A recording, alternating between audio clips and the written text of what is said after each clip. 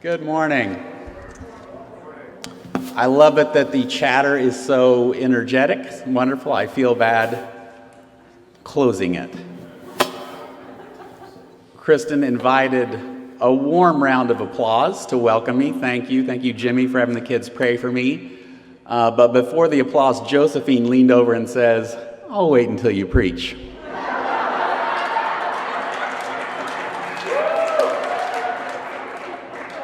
I like you already, Josephine. I should introduce my family. My wife, Stephanie, is here. Two of my three sons are here, Oliver and Remy. Oliver's a freshman at KU. Remy's a freshman at Shawnee Mission South. Our oldest, Henry, flew back to Fort Benning today. He's in the Army Reserves. So it's great to be here with you all. Thank you for such a warm welcome this morning, but also all week long. I want to thank our staff here at Second for lots of help as I'm getting my bearings in this place. I want to thank the Transitional Pastor Nominating Committee for their work. Those initial conversations with that group were instrumental in my sense of calling to serve as the transitional pastor here at Second. And we'll talk more about this. Several of you have asked me already, what does that mean that you're a transitional pastor? The TPNC asked good questions about my faith journey, about my values and leadership, about my experience and skills. They asked some really good questions, but when I first met Jenny Brookhuizen, third grader, who was just up here a minute ago, she had more questions. She said, "Are you our new pastor?" It seemed a little intense for a Saturday. I said, "Yes." "Then I've got some questions for you," she said. And there were several, including questions about my favorite color, my favorite mythical creature, and whether I like climbing trees. I don't want to stir up a lot of controversy this morning, but I do find it odd that the TPNC would call a transitional pastor without even trying to get to the bottom of some of these important issues. I do look forward to getting to know you all better. I'm already forgetting names, met lots of people. We'll have a reception today. I hope to see some of you there. I've tried to introduce myself in some small ways, made a couple of videos, answered 10 questions, but I know it's hard to get to know someone from a picture or a short paragraph. In fact, when I showed up here, first day of work, Monday in the office, Kristen met me here. She had keys. She got me oriented to the place. The first person I met was Willie, our custodian. Willie looked me up and down and said, "Thought you'd be taller." Ouch, Willie. Some real truth-telling prophets in this place, I've noticed. So why did I feel called to lead this congregation through this period of transition? Well, I can tell you what I wasn't thinking. I wasn't thinking, well, this will be a piece of cake. I wasn't thinking, oh, I'm a religious expert, so I've got all the answers they need. And I certainly wasn't thinking, well, I'll just focus on getting us back to exactly what we were doing before the pandemic. What I felt was a sense of energy and excitement, rooted in my conviction that God is birthing something new here, right now, even in this confusing, confounding, uncertain transition time. Transitions can feel stressful, whether we're talking about our personal lives or about our lives together as a congregation. During seasons of transition, familiar routines become unstuck and give way to something less defined. Today, in my first sermon with you, I want to remind you that transitions can also be times for excitement and creativity. I want to remind you that what can feel like a stressful time can also be a time for joyful opportunities. So let me share a story about an experiment, and then after that I want to get to our reading today from 1 Corinthians 7. So researchers wanted to study how our attitudes affect the way we move through the challenges we meet in life. In one study, Israeli soldiers were divided into 4 different groups. The 4 groups could not communicate with one another. Each of the 4 groups marched the same distance. They marched 25 miles over the same basic terrain on the same day, carrying the same heavy backpack. But each group received different communications, and this will be on the slide. Group 1 received the best communication. They were told ahead of time that they were marching for 25 miles, and then they were kept fully informed throughout the day about how far they had traveled. Group 2 was told that they were marching, but they knew nothing about how far, nor were they given any updates along the way. Group 3 was first told that they were going on a short march, then were informed at the last minute that the march was actually 25 miles. Group 4 was told that the march was twice as long, 50 miles, but then they were just stopped at the 25-mile mark and told, "Good job, you've completed the march." As you have already guessed, Groups 3 and 4 were discouraged and experienced high levels of stress due to poor communication. But it was Group 2, the group left to march without any guidance, completely in the dark, who fared the worst. And Group 1, those who knew how far they were marching and who were given regular updates along the way, they had manageable levels of stress and scored much higher on scales of hopefulness and optimism. I came across this study in Peter Steinke's book, Uproar: Calm Leadership in Anxious Times. Steinke reflects on the study this way, quote, "These groups walked the same distance, but they did it with different ideas in their heads. If groups can be affected by marching orders, clear or confused, systems can be equally influenced by the steady and calm presence of their leadership." End quote. During this time of transition here at Second, all of us in leadership will do our very best to communicate effectively all along the way. But it's also true that every single one of us can make an important contribution to our collective well-being in the ways that we use our gifts, in the ways we interact with other people. We can live with a non-anxious sense of urgency. That is, we can bring our best energy to this season of life, but in ways that are calm and steady. Rather than fear-driven or stress-inducing, I think that our reading from 1 Corinthians 7 can help today, so listen for God's word to you in this reading. The Apostle Paul writes, "I mean, brothers and sisters, that the appointed time has grown short. From now on, let even those who have wives be as though they had none, and those who mourn as though they were not mourning, and those who rejoice as though they were not rejoicing, and those who buy as though they had no possessions, and those who deal with the world as though they had no dealings with it. For the present form of the world is passing away, and I want you to be free from anxieties." Here ends the reading. Thanks be to God. For those early Christians living at Corinth, the good news of God's appearance in Jesus unraveled their experience of time.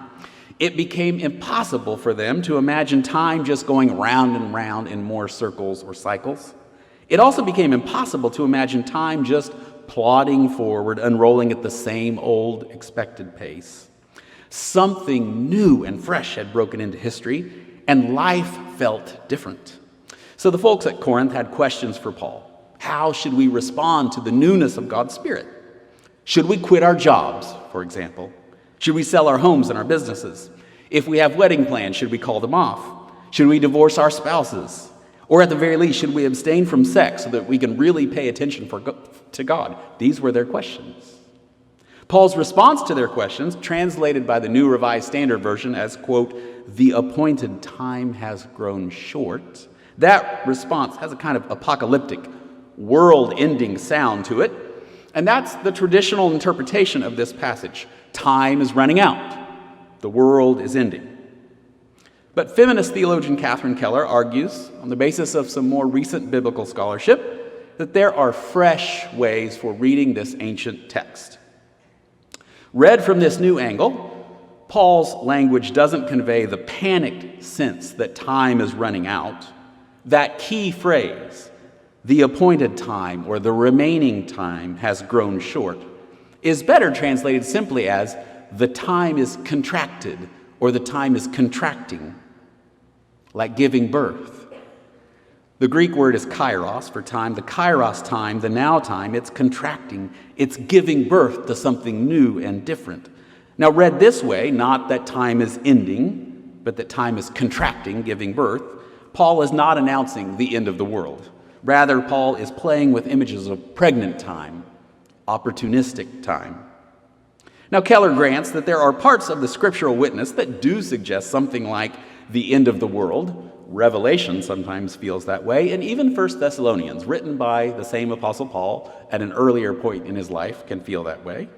To the Corinthians, though, Paul is arguing not for the end of the world, but simply for the end of the world as we know and experience it.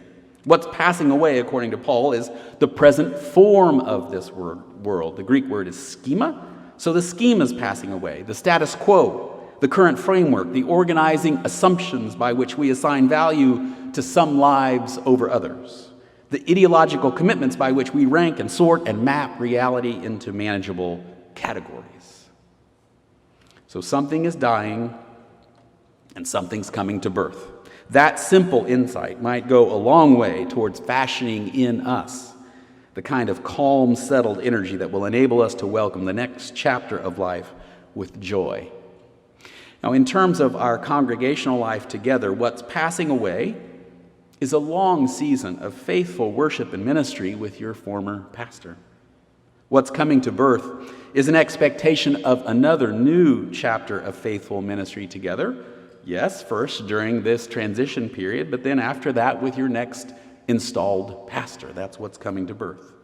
Now, stepping away from this congregational focus a little bit, enlarging the lens, what's passing away are some of our cherished assumptions and frameworks for keeping life orderly and navigable because they're not working.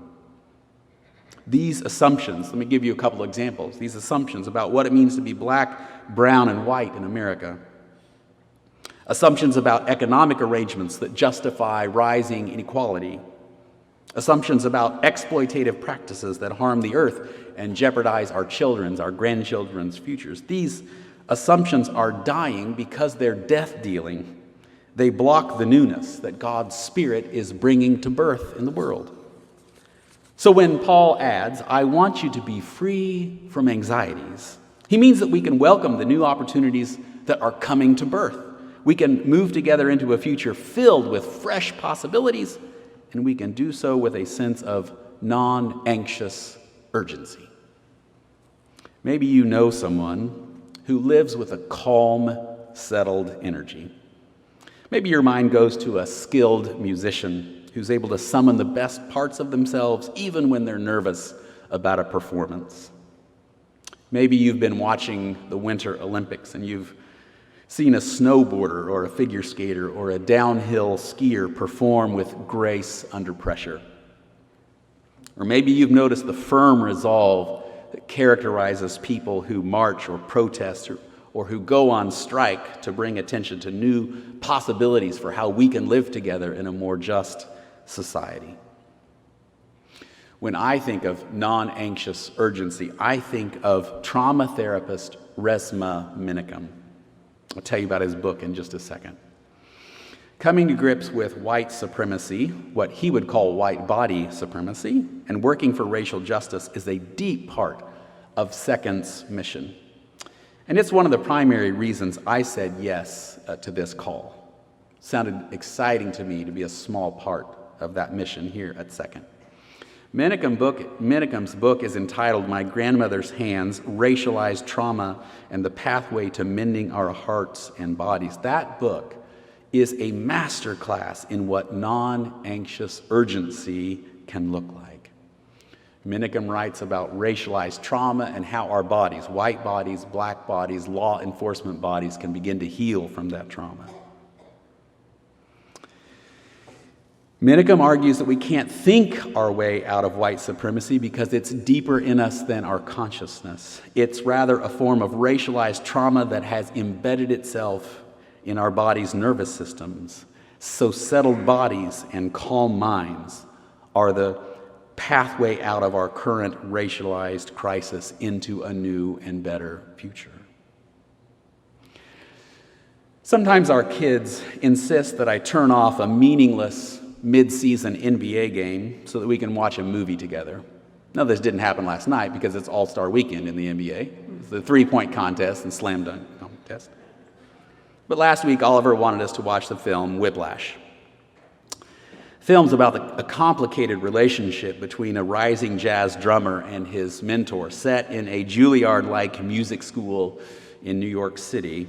J.K. Simmons plays the monstrous, manipulative star conductor Terrence Fletcher. Miles Teller plays the aspiring jazz drummer Andrew Neiman. The film is a psychological thriller about Fletcher, the teacher's need to dominate and humiliate his students.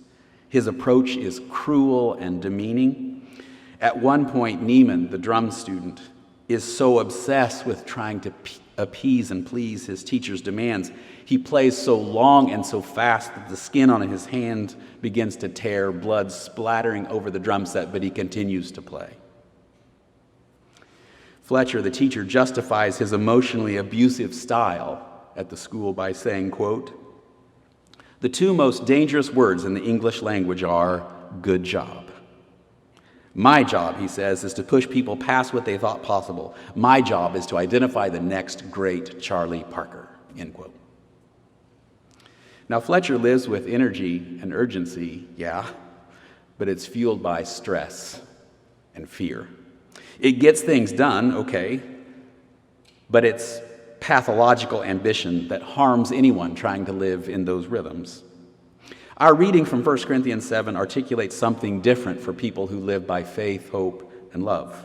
By allowing our imaginations to be shaped by visions of contracting time, birthing time, we can live with a sense of non-anxious urgency. We welcome these emerging pregnant possibilities not with fear. Instead, we greet this time of newness by breathing and by relaxing into the flexible, creative energy that comes from letting go of what's familiar so that we can welcome a more life-giving future. Amen.